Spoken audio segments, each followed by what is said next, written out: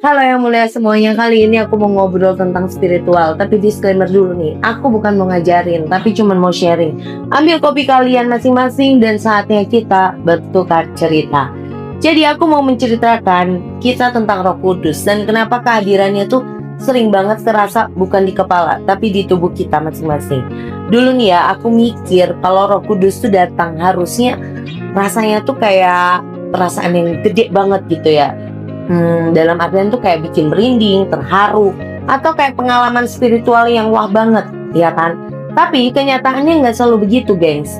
Kadang yang aku rasain justru hal-hal kecil.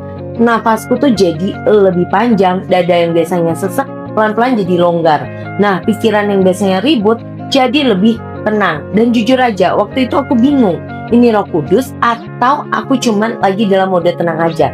Sampai aku tersadarkan satu hal.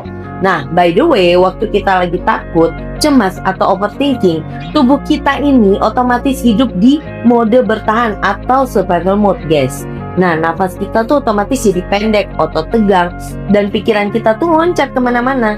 Dan dalam bahasa energi, frekuensi kita menjadi lebih cepat, berat, dan sempit.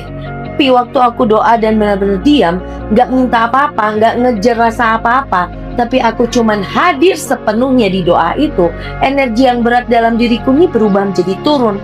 Bukan turun ke lemah, tapi turun ke arah yang lebih stabil. Dan di situ aku ngerti bahwa Roh Kudus gak selalu datang buat bikin kita ngerasa kuat. Kadang dia datang buat bikin kita berhenti bertahan di mode waspada atau survival mode. Nah, Roh Kudus disebut sebagai roh penghibur. Dan penghiburan yang paling nyata bukan selalu lewat kata-kata, tapi lewat rasa aman.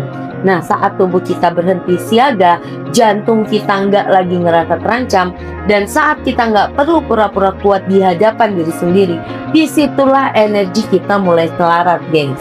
Bukan naik tinggi, bukan euforia, tapi bener-bener tenang banget.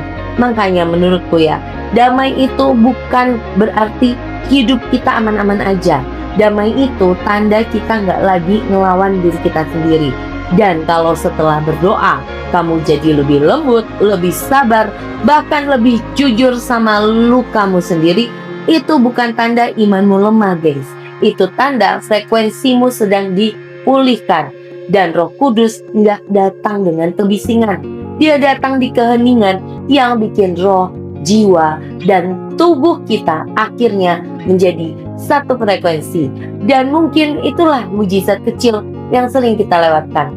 Nah, kalau kamu ngerasa relate, berarti kamu gak sendirian.